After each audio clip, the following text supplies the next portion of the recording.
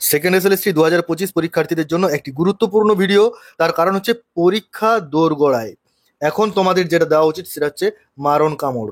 মারণ কামড় দিতে হবে, কারণ এইবারের পরীক্ষাতে তোমাদেরকে পরীক্ষায় পাস করতেই হবে। এই মনোভাব নিয়ে কিন্তু প্রস্তুতিটা নাও। দম ধরে তোমাদেরকে পড়াশোনা করতে হবে, দম ধরে তোমরা পড়াশোনা করো।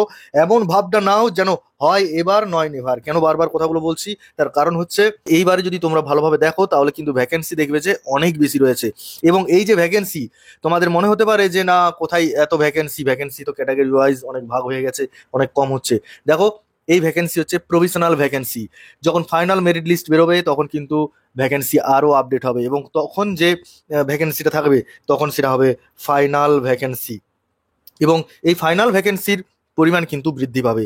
তাই এই 18 দিন শুধুমাত্র তোমার জন্যই। তুমি কিন্তু তোমার কথাই ভাববে, এবং তুমি কি করে এই 18টা দিন, অর্থাৎ এই 18 × 24 আওয়ার্স কিভাবে কাটাবে সেটা পুরোপুরি তোমার উপর ডিপেন্ড করছে। হ্যাঁ, আমাদের এই মুহূর্তে যে ফোনগুলো, যে মেসেজগুলো আসছে, অনেক ডিমোটিভেটেড ফোন মেসেজ চলে আসছে। না, তারা অনেক ক্ষেত্রে এতটাই চিন্তা করছে যে ভালো করে হয়তো পড়তে পারছে না। না, পড়তে পারছে না নয়, তোমাকে সময় দিতে হবে। আজকে আমার এই ভিডিও দেখার পর তোমাকে ভিডিও বন্ধ করে দিয়ে তোমাকে পড়াশোনায় নিয়োজিত করতে হবে। ঠিক আছে? কোনো নেগেটিভ চিন্তা করা যাবে না এই মুহূর্তে, কোনো রকম নেগেটিভ চিন্তা ভাবনা নেওয়া যাবে না।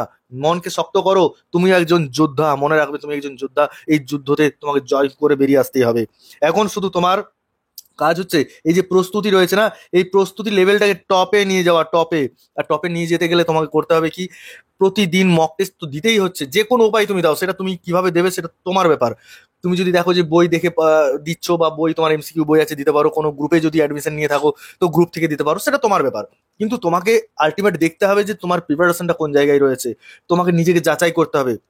যেহেতু দেখো দীর্ঘ 10 বছর পর পরীক্ষা হতে চলেছে, এবং এই যে সুযোগ এসছে এই সুযোগ কিন্তু বারবার আসবে না। তাই এই টাইমটাকে তোমার মতো করে কাজে লাগাও। টপ লেভেলের প্রস্তুতি দাও, টপ লেভেলের তুমি মক টেস্ট দাও, এমসিকিউ প্র্যাকটিস করো। প্র্যাকটিস মাস্ট চাই। এবং শুধু তাই নয়, তোমাকে দেখতে হবে যে তোমার রিকভারি গেনটা কত।